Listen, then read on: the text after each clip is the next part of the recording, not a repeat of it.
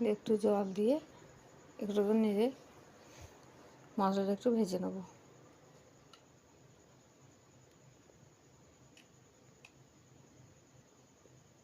মশলাটা ভাজা হয়ে এসেছে, আলুগুলো দিয়ে দিলাম।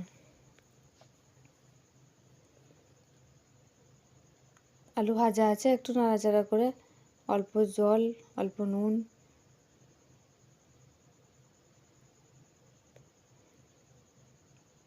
আর একটু নেড়ে নেব।